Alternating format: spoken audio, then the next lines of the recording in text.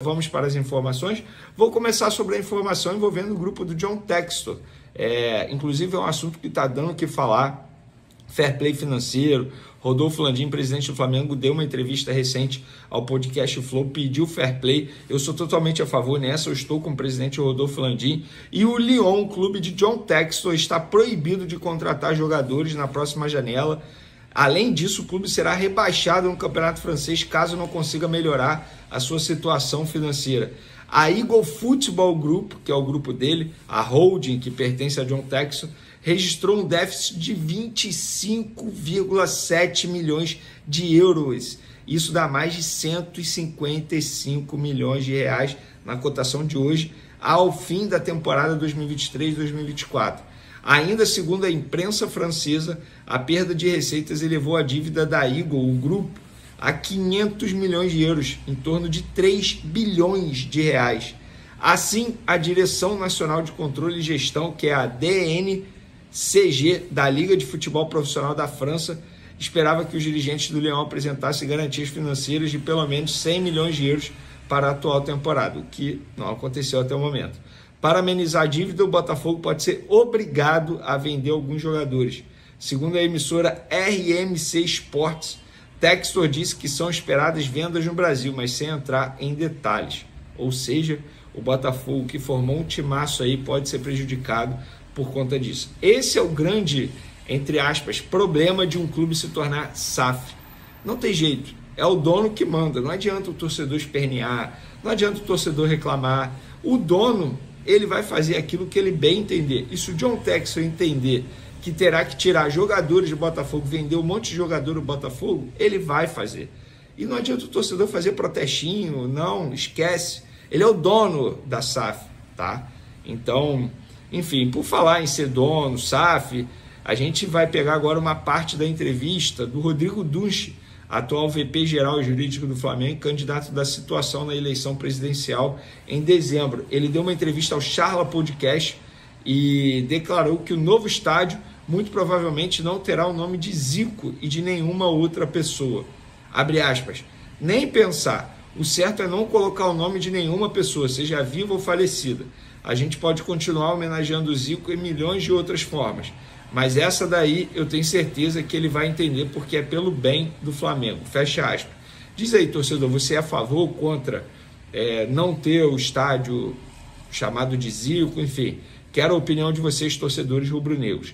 Vamos falar agora de mercado da bola, porque segundo o jornal Record de Portugal, o Flamengo monitora a contratação de Arthur Cabral, atacante do Benfica. Sem espaço em Portugal, o brasileiro deve ser negociado pelo clube europeu na próxima janela de transferência. Nesse cenário, o rubro-negro aparece como um dos principais interessados em contar com o jogador. Outra informação aqui de mercado da bola, dessa vez do paparazzo rubro-negro. Flamengo faz sondagem por Vitor Roque, mas Barcelona prioriza a venda para o futebol europeu. Emprestado ao Real Betis, o atacante tem contrato até 2031 com o Barcelona. Por isso, o clube catalão não vê com bons olhos um novo empréstimo e prefere negociá-lo em definitivo, com o objetivo de recuperar parte do valor investido. Na ocasião, o Barça desembolsou cerca de 74 milhões de euros, dá mais de 400 milhões de reais para contratar o jovem junto ao Atlético Paranaense. E outra informação aqui de mercado da bola, dessa vez do Júlio Miguel Neto, tá? Flamengo já mapeia jogadores para substituir Gabigol e tem um novo nome na lista. Cucho Hernández, do Columbus Crew. O colombiano é um dos destaques da equipe na temporada, com 19 gols e 10 assistências em 27 jogos pela MLS. Cucho tem contrato com a equipe norte-americana até o final de 2025 e a próxima janela de transferência pode ser a última oportunidade para o clube dos Estados Unidos receber algo pelo atacante. Informação, repito, do Júlio Miguel Neto. Eu não tenho nenhuma informação sobre isso, de verdade, assim, se eu soubesse de algo, eu falaria para vocês. Só estou trazendo para vocês nomes especulados na imprensa e vou te falar, vai ter um monte de nome especulado, porque o mercado sabe, o mundo sabe que o Flamengo está em busca de centroavante. E vincular o nome desse tal jogador ao Flamengo, de certa forma, valoriza e muito o atleta. E na boa, gente, eu não estou dizendo que nenhuma informação aqui não procede, pelo amor de Deus. Repito, eu não tenho nenhuma informação sobre isso. São informações desses jornalistas e desse jornal que eu acabei de citar. O que eu sei, que inclusive o GE publicou aí recentemente, Fabrício Bruno e Gerson agradam e muito ao técnico de São Paulo.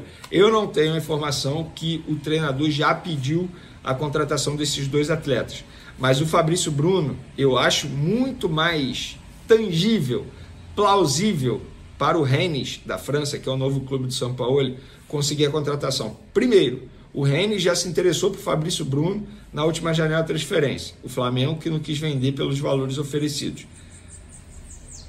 Outro assunto, Fabrício Bruno, repito, agrada e muito a São Paulo, é apaixonado pelo futebol do Fabrício Bruno. Então não seria exagero dizer que o treinador de fato vai insistir na contratação desse defensor rubro-negro, que hoje é reserva no Flamengo.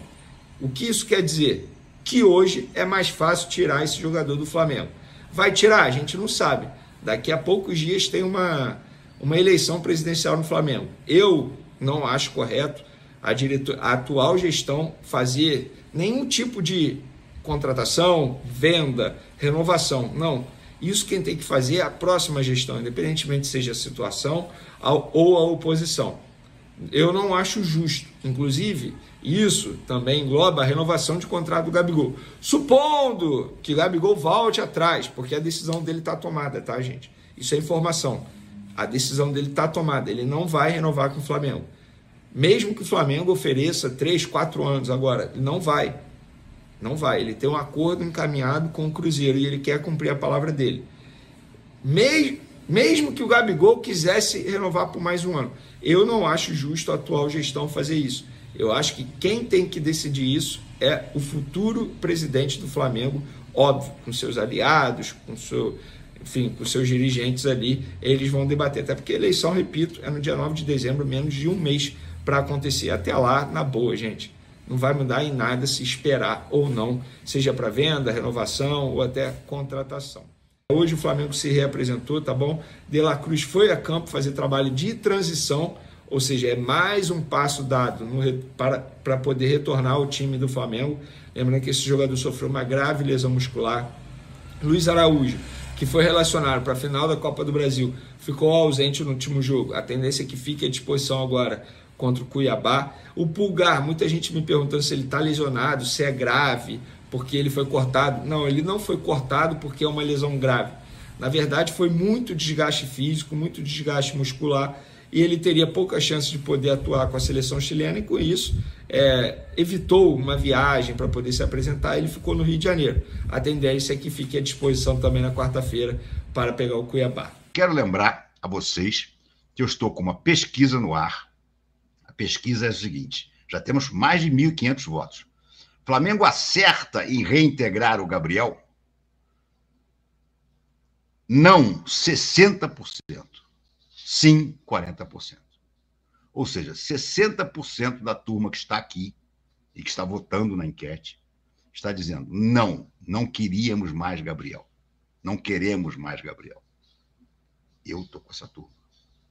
Eu também teria acabado com a história já. Sentado, fazia a rescisão do contrato dele, pagava o que precisava pagar e dizia boa sorte. Mas eu acho que o Flamengo preferiu, para evitar desgastes que poderiam causar perda de votos na eleição, o Flamengo está optando por uma solução mais pacífica. Não duvido que até o Felipe Luiz tenha sido ouvido e por interesse em ter mais alguns jogadores para ajudar, já que ele está todo desfalcado, ele tenha dito, não, eu prefiro que o Gabriel volte. As discussões que nós tivemos de vestiário, acabou, eu abracei ele no final do jogo, para mim tudo bem. Acho que isso pode ter acontecido, mas isso aí ninguém me falou, isso aí é uma dedução minha. Porque para o Felipe é melhor ter o Gabriel de volta. Se o Gabriel se rebelar com mais alguma decisão do Felipe, aí é o caso de dizer, Marcos, não quero mais. Mas acho que haverá uma bandeira branca que resistirá a esses 5 últimos jogos. Vou começar a conversar com vocês aqui. Está aqui o nosso Alisson Andrade dizendo, RMP, você não acha que o fato de grande parte da seleção estar em times medianos, principalmente da Premier League, acaba com a nossa falta de casca grossa. Não acho que o problema é eles estarem nesses times medianos. O problema é que eles não são bons o bastante para estar nos grandes times. Quem é que está nos grandes times? Vini Júnior e Rafinha. O resto é tudo time mediano, gente. Rodrigo também. Hendrick, que nem foi chamado dessa vez. Então, vai me dizer que é 3-1 o replay. Estou vendo mais um gol do Paraguai de cabeça aqui. Eu acho que é replay. Tá 2-1. Mas, enfim, são só esses. Bruno Guimarães é time mediano, Paquetá é time mediano, João Gomes é time mediano, João Gomes que nem ter sido convocado. Aquela turma toda ali é time mediano. O Rafinha está no City agora. Mas é pouco, né? É pouco. Diferença da época de Falcão, Zico, Sócrates, Cerezo. Se bem que o Zico jogou num time mediano também, né? O Udinese. O Cosmo diz assim, isso é inadmissível, é a casa da mãe Joana. Pois é, eu também, eu tô contigo, Cosmo, no sentido de que eu teria acabado com essa história toda de uma vez só. O Flamengo não sabe fazer as coisas de uma vez só. Ainda mais às vésperas de uma eleição. Parece que o Flamengo sempre toma uma atitude e fica vendo a repercussão. Se ele acha que a repercussão não foi boa, ele volta atrás. O que eu acho que está acontecendo no caso do Gabriel é rigorosamente isso. Rafael, Landim segue tentando desmerecer o trabalho do JJ. Isso é inacreditável, cara. Isso é nojento, para dizer o mínimo. Para dizer o mínimo. Como o Landim, sempre que pode, ele tenta desmerecer o trabalho do Jorge Jesus e falar mal do Jorge Jesus. Como ele falou para o presidente da CBF, Edinaldo, numa viagem que estávamos dois lá para ver a Liga dos Campeões na Europa. E isso ele contou para um grande amigo meu. Então, meu amigo, sabe o que acontece, rapaz? É que o JJ teve um problema no ego inflado deles. Porque muita gente disse que, quem salvou o Flamengo em 2019 e o início de 2020 foi Jorge Jesus. O verdadeiro Flamengo, o trabalho do Landim, é uma merda. Que foi salvo por o dia que chegou lá o Jorge Jesus, tomou conta do vestiário, fechou a porta do vestiário, ele e o Pelaipe, e fizeram um trabalho de excelência. Quando ele foi embora, começou a merda toda. Que só foi ter de novo um breve intervalo, quando eles trouxeram o Dorival, de quem eles se livraram também. E a sensação que eu tenho é o seguinte, o sonho do Landim era ter o reconhecimento de que o Flamengo tem sido campeão pelo trabalho dele, Landim, e do Marcos Braz. Isso é o que eles não se conformam de não ter esse reconhecimento. Os rubro-negros hoje em dia dizem assim, tirando a turma que puxa saco do Landim, que vai votar nele. Os outros todos dizem assim, o Flamengo foi campeão, apesar do Landim, apesar do Marcos Braz. E estão muito mais próximos da verdade dos que atribuem o sucesso todo aos dois. Então, como o Jorge Jesus seja talvez o exemplo mais bem acabado de como a importância deles foi nenhuma, porque eles nem conheciam o Jorge Jesus, quem conheceu o Jorge Jesus que mandou buscar foi Pelaipe. O Marcos Braz fica hoje em dia com aquela cascata que ele tem parente português que ele conhecia porra nenhuma, foi o Pelaipe que inventou. Então, eles tentam diminuir o Jorge Jesus. Cara, isso é inacreditável. E tentam diminuir para se, por exemplo, conseguirem uma reeleição, continuar não querendo o Jorge Jesus de volta. E mentem. Dizem que chamaram o Jorge Jesus várias vezes. Mentira! Aquela vez que o Jorge Jesus conversou comigo, ele estava no Brasil, de férias. Não chamaram ele para um café. O único que chamou o Jorge Jesus para tomar café com ele foi o Gabriel. Agora, você imagina, o cara que foi técnico, que ganhou tudo que ganhou com eles, os caras não chamam pelo menos para um almoço ali na Gávea, no restaurante da Gávea. Porra, de amizade, de agradecimento. Não. Ignoraram solenemente a estada do Jorge Jesus. E foram a loucura quando eu publiquei aquela entrevista. A loucura.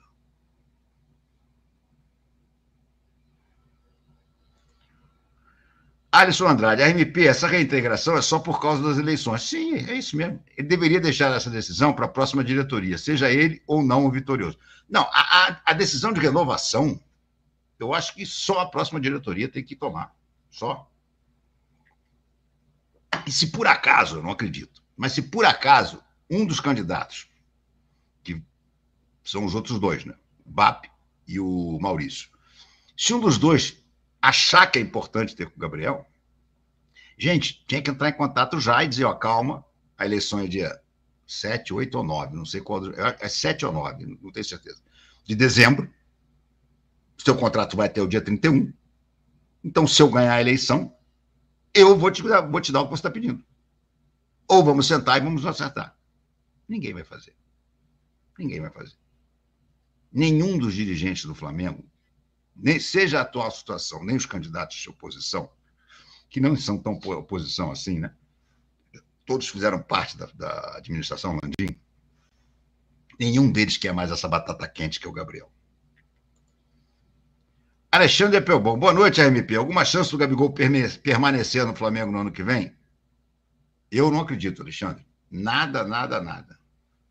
Chegou numa situação tal que nem que ele desande a fazer gol nesses 5 jogos que faltam, eu acredito que ele continue. Depois de uma semana turbulenta no Flamengo, marcada pelo afastamento de Gabigol e pela promessa do atacante de acompanhar a partida contra o Atlético Mineiro no setor norte do Maracanã, a situação começou a se acalmar. Na manhã deste sábado, no Ninho do Urubu, o vice-presidente de futebol do Flamengo, Marcos Braz, e o camisa 99 se reuniram por cerca de 30 minutos para ajustar os ponteiros. A informação foi divulgada inicialmente pelo jornalista Gustavo Henrique Dando Choque, na coluna do jornal O Dia. De acordo com o que foi apurado pelo GE, a conversa entre Gabigol e Braz foi produtiva, com ambas as partes demonstrando disposição para um diálogo mais equilibrado. O tom foi ajustado especialmente pelo atleta, que buscou um entendimento após os momentos de tensão.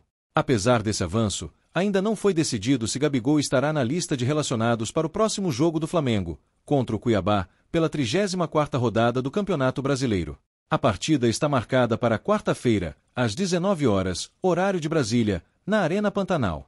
A expectativa é de que ele esteja entre os jogadores que viajarão para o Mato Grosso.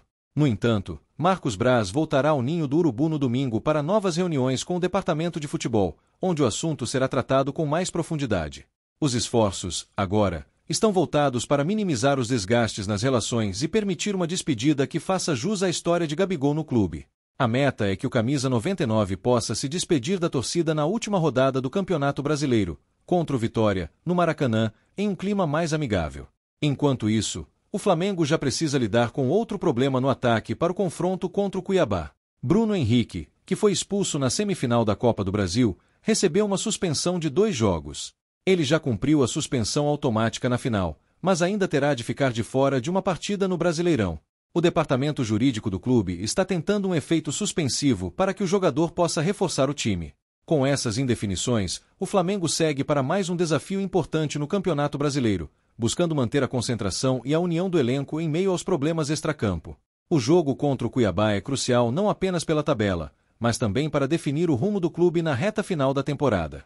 Seja com Gabigol em campo ou não, o rubro-negro busca encerrar o ano com foco em seus objetivos e, claro, em harmonia com a torcida.